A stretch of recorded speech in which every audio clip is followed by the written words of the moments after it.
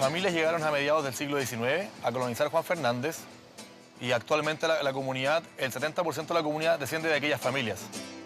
Te vengo yo a ofrecer todas las manos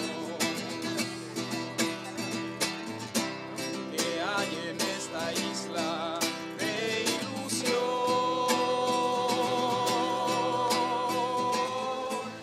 Nosotros históricamente hemos transmitido la historia a través de canciones. Por tanto, lo que yo sé de cuándo ocurrió, cosas que pasaron hace 100 años, cómo se hizo, quién lo hizo, gran parte de eso lo sabemos porque nuestra gente se ha encargado de generación en generación a través de canciones de contar la historia. El oro es la langosta y el pescado. La pesca es la actividad económica que sustenta al 60% de las familias en Juan Fernández. La plata son las ganas del pescador. Las joyas son... Desde el comienzo entendimos inmediatamente que teníamos que hacerlo bien con los recursos que teníamos en el territorio. Por tanto, la opción de agotar los recursos hoy para no tener mañana nunca fue una opción. Eso fue lo que motivó a la gente de la isla a regular su propia pesquería.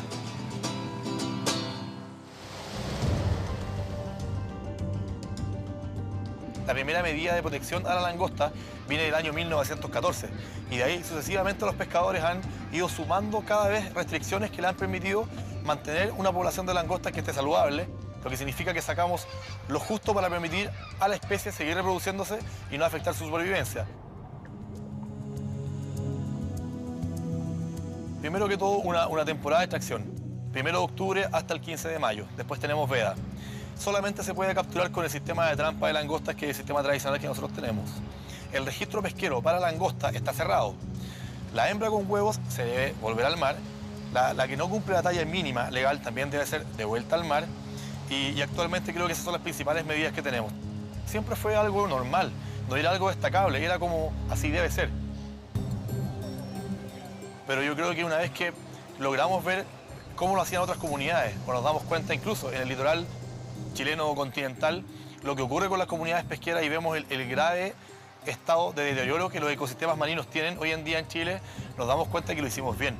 Y la verdad es que eso nos llena de orgullo, también nos llena de ganas de seguir ayudando y ojalá aportar y mostrar a otras comunidades el cómo lo hemos hecho, el por qué lo hemos hecho y cuáles son los posibles beneficios al comenzar a administrar de forma eficiente.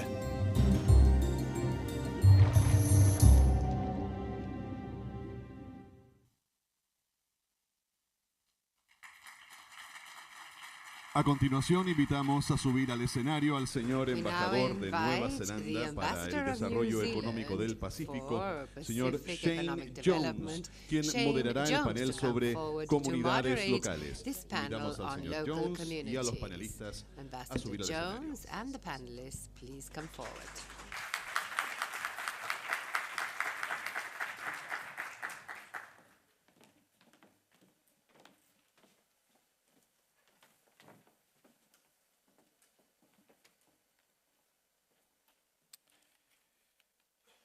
Your Excellencies, distinguished guests, fellow participants, representatives from the Chilean government, representatives from the Pew Trust Foundation, an organisation that is now very famous in New Zealand as a consequence of you working with our government to effect the decision of the creation of the Kermadec Ocean Sanctuary. I greet you all. My name is Shane Jones. I'm from New Zealand.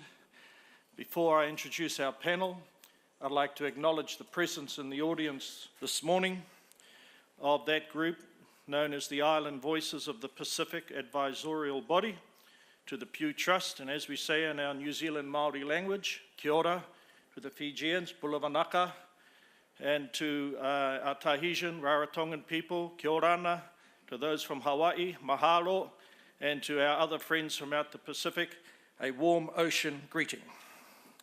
I have been advised that all the speakers with military-like precision must speak for no longer than 7 minutes.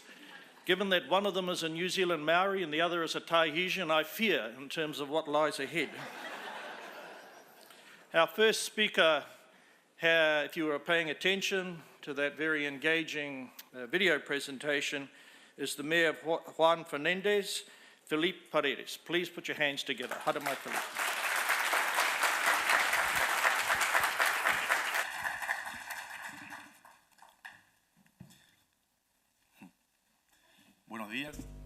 Good morning, distinguished guests. To begin, we would like to show you another short video that sums up what we are doing and the main reasons why today we are here.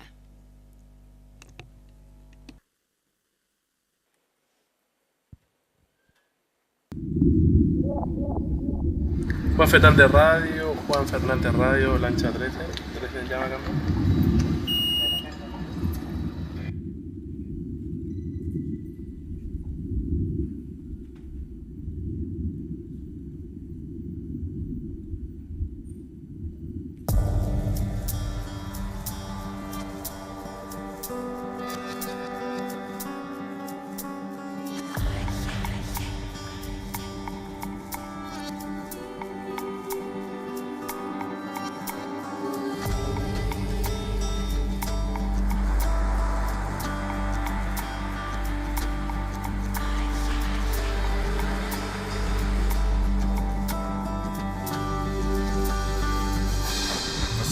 Estamos convencidos como isleños y como habitantes de este archipiélago que vivimos en un paraíso.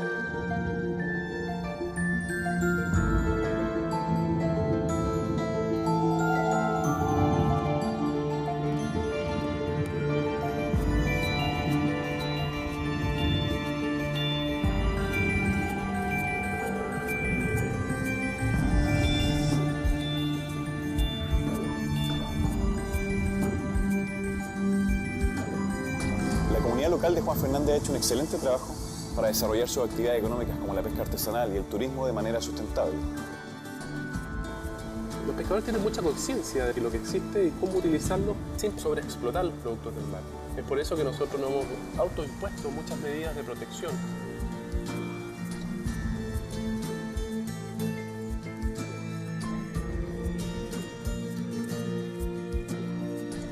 Juan Fernández, sin duda alguna, es un paraje natural de primerísima importancia mundial que para mí tiene absolutamente justificada la necesidad de una protección máxima.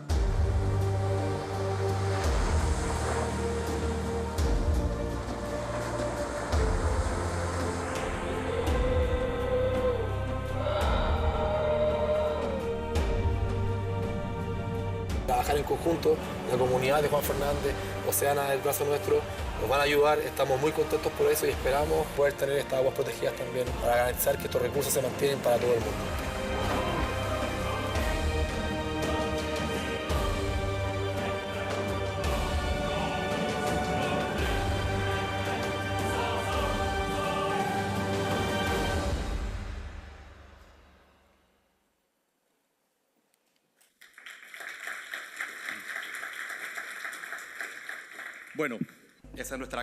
That is our home and part of what we do, but I would like to elaborate on who we are.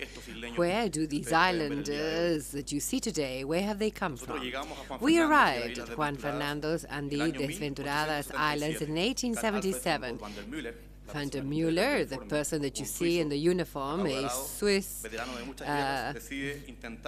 war veteran, decided to colonize the Juan Fernández Islands, and he recruited families from Germany, the UK, France, Spain, Italy, Russia, and many Chilean families. As you can see in the picture, they are our great-grandfathers. 6 generations have passed, almost 140 years in these islands, and part of what you see in these images is what we are doing today. These are our people. These are the people of Juan Fernández Island. Now, who am I and why am I here? As you know, I'm the mayor. However, in my community, I am merely one more of a generation of young people who, when our island began to open up to the world, where we just got phones and electricity, our parents, after living in isolation for many years, developing these fisheries, a way of life linked to nature, we realized that there were things that were missing. Our people did not truly have education. Our parents decided to make a great effort and sent us to study to the continent. At the age of 14, we left the island and traveled to different parts of the world, mainly Viña del Mar, and we began studying high school and the university. But we had a great promise. We were going to return to build the next level, the next 140 years of our stay in this territory. Our islands. Robinson Crusoe, the main island, the capital, Santa Clara, the smallest, San Ambrosio, San Felix, and Catedral. These are our domains, as we call them, and the names were given by their discoverers. And recently, we've changed, for tourist reasons, the name of the Juan Fernández archipelago. They have the greatest biodiversity in the world, if we include plants and earth on land, and below the sea surface. 98% of the species under the sea are endemic. Today we have the greatest number of fish per square hectare in the world. We're the only certified fisheries by the Stewardship Council as a small-scale, sustainable fisheries in South America. And we did this with the highest score worldwide by this risk rating agency has given us. This is a good fisheries, and we would like to promote what we are doing there.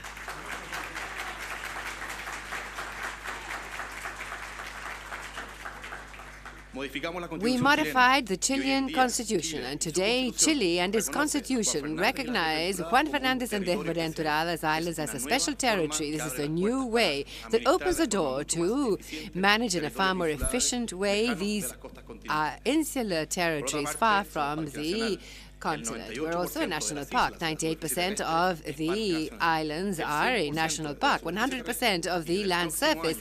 And of the next year, considering the protected areas, these are biosphere reservation. And so we have a protected coastal area, the marine park in Desventurada, the announcement made yesterday. We've been working years for this, years waiting, knocking on doors and looking for partners. And we have found very important partners at Chilean universities, institutions such as Océano, National Geographic, and others. And finally, we believe that we're doing this.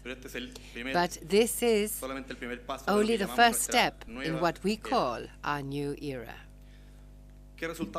Now, what are the outcomes? You've seen this in images, a sustainable economy. 60% of the people who live are fishing.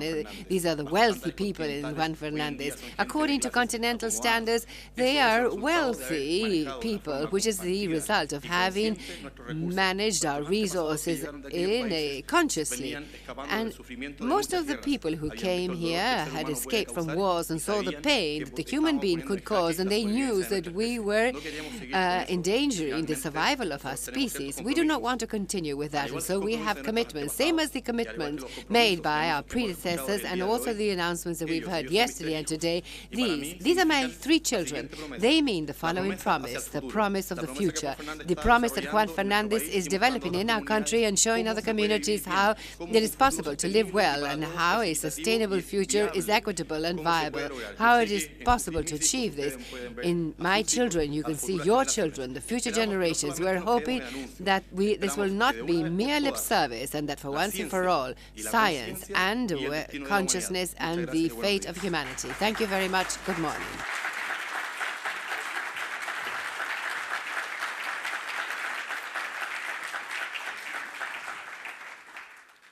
Felipe, thank you very much for that very passionate presentation about history, environment, and the future. Our next presenter is Tiffany from French Polynesia. Tiffany, in a funny way, is a voice for small island developing states. And she is going to talk to us about the application of customary concepts to better improving the management of the local environment. She is a fantastic young ambassador for the Pacific, proficient in French, Spanish, her own real Tahitian, and English. She will address us now all the way from Tahiti in English. Thank you.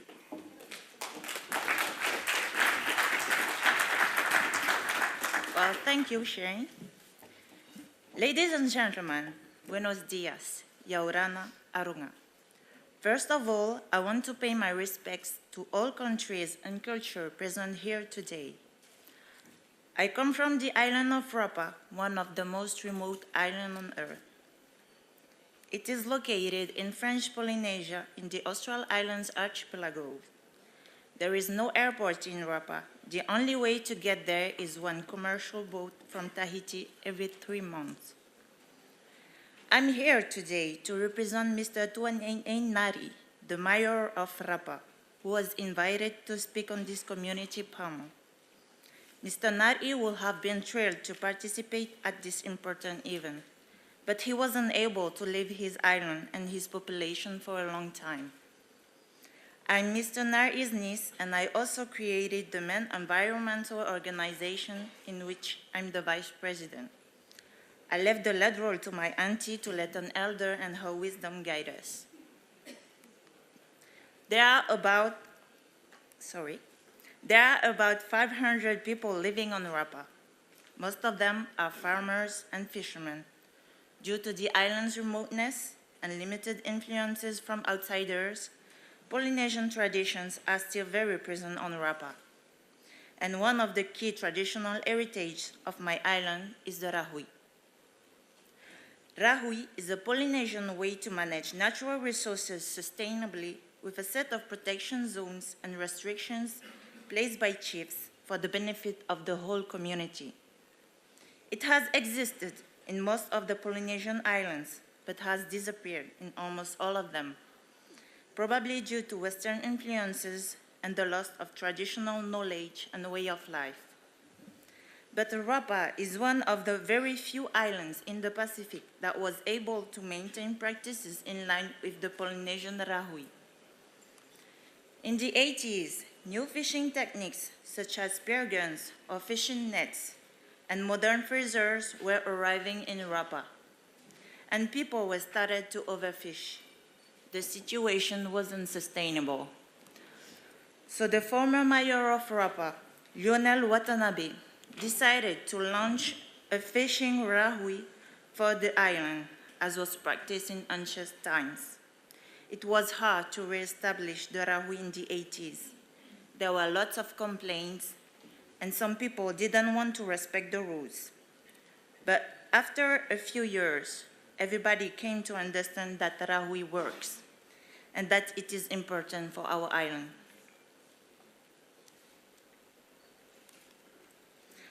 So the rahui of Rapa protects the eastern coastal area of the island where spear guns are strictly forbidden.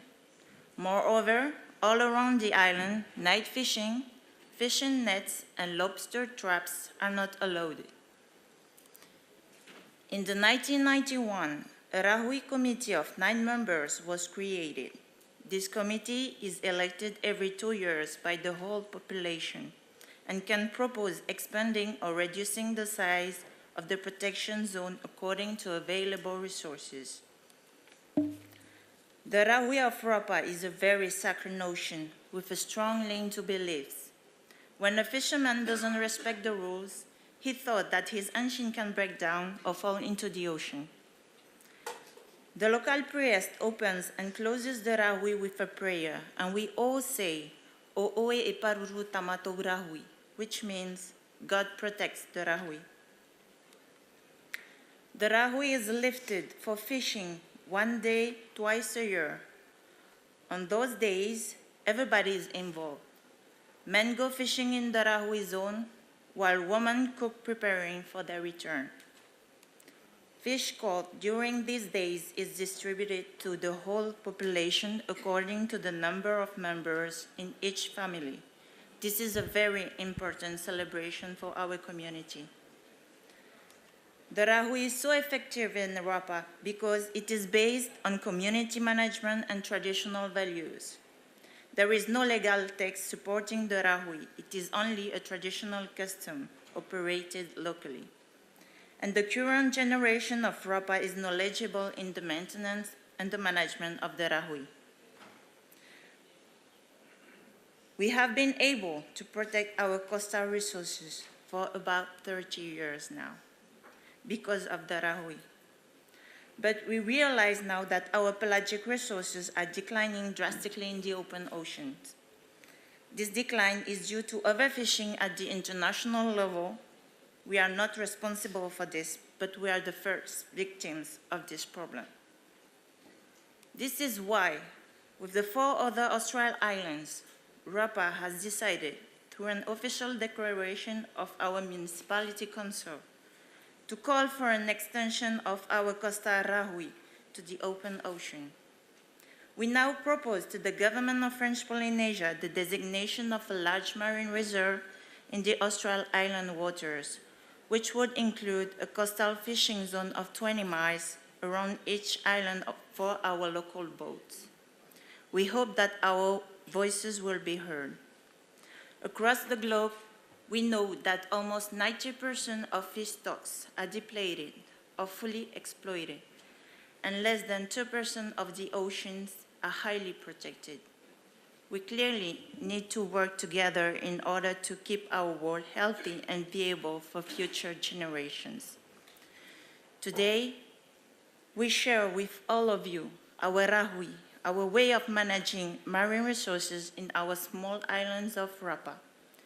We hope that it can be an inspiration for other islands or countries for sustainable management and conservation of their natural resources. We are all connected by ocean. We need to think about that. Tongia, thank you, gracias, Eha.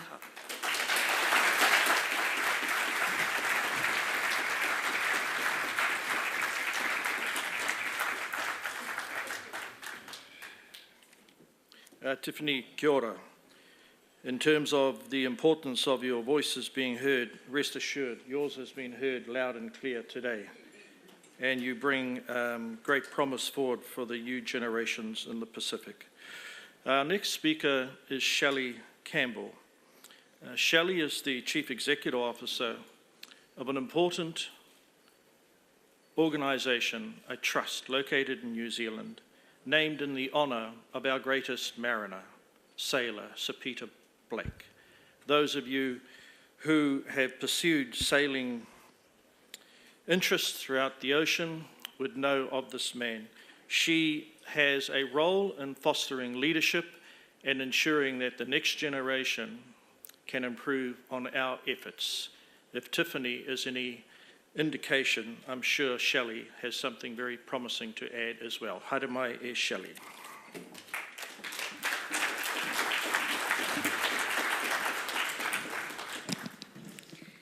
Kia ora koutou, nā rangatira katoa, buenos dias, e orana. Thank you, Matua, and it's a privilege to be here with everybody today to share a New Zealand story of community contribution to ocean protection. Firstly, I wish to acknowledge our wonderful hosts from Chile, my minister, and our Indigenous Pacific leaders who have made the journey here. Let me begin by saying that if anybody tells you the only two things that Chile and New Zealand have in common are earthquakes and wine, they are mistaken. Our two countries border and share the largest ocean on Earth. Surrounded by the Pacific, we, like many of you, have grown up with a deep appreciation and connection to our seas. We understand that a healthy ocean is a healthy life. For this reason, the recent announcements by our governments around the Comunidades Marine Reserve and a commitment to protection of the waters around Rapa Nui are a special cause for celebration and optimism for the future. With this in mind, I want to speak briefly about how we engage and prepare young people, our future leaders, to care for our marine environments, and why simply talking to them about our oceans is no longer enough. The opportunity with potential to scale here is how a community organisation can do that using a collaborative platform at very low cost. To give you a little context, my organisation was founded in memory of one of New Zealand's greatest sailors and environmental heroes. After winning numerous world ocean racing events, Peter took up his other great love, ocean expeditions. This allowed him to remain sailing the world and to use his own profile to galvanise people's attention on environmental hotspots. His message was that we all need to understand that we are part of the environment, not apart from it. 14 years ago, our country went into national mourning when Peter was shot by pirates as they boarded his boat Seamaster in the Amazon. Our organisation was established to continue his work and his legacy. Our kaupapa, or purpose, is to inspire and mobilise the next generation of great leaders and environmentalists and to lift their leadership performance for the benefit of our country's future. Several years after the Trust was established, we challenged ourselves around the work we were doing in our communities. If Peter was still alive, is this the work that he would have been doing? We knew we had a great national brand, strong networks and links with youth. It was also true that we didn't have a lot of money, we only had 4 staff, and we didn't own a ship. We watched hours and hours of video footage of Peter sailing around the world, and what became clear to us was that if we wanted to follow in his footsteps, we needed to be bolder. We wanted to inspire young people through ocean adventures, which got them out of their classrooms and exposed them to the beauty of our big blue backyard. They needed to work and learn alongside New Zealand's best scientists and conservation leaders, engaged in the latest integrated and nationally relevant science and conservation programs, which augment our own traditional practices and knowledge.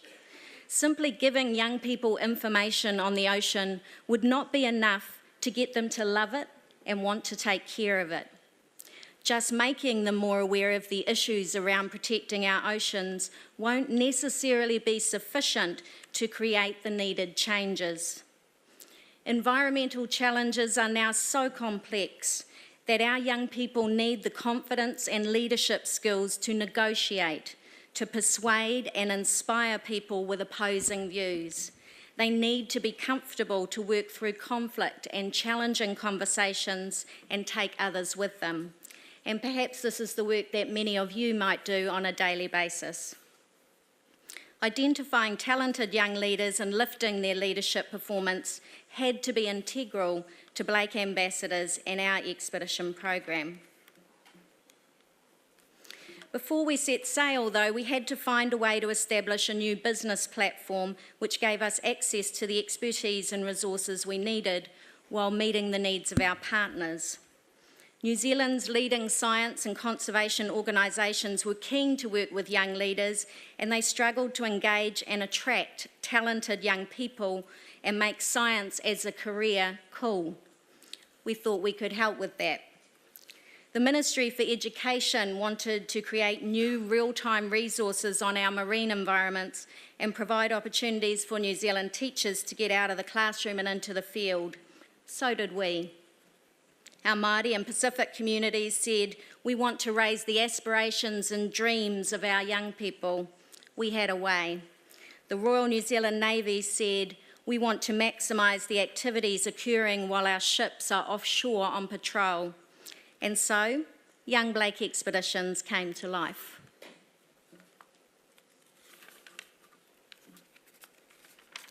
In 2012, we headed off to the Kermadec Islands on board HMNZS Canterbury with Pew, marine mammal and geology experts, journalists, educators, and a number of our own Blake leaders. It's fair to say when I told my board of directors that our 30 young student voyagers would be swimming with sharks near the Kermadec Trench, they weren't thrilled and were a little nervous.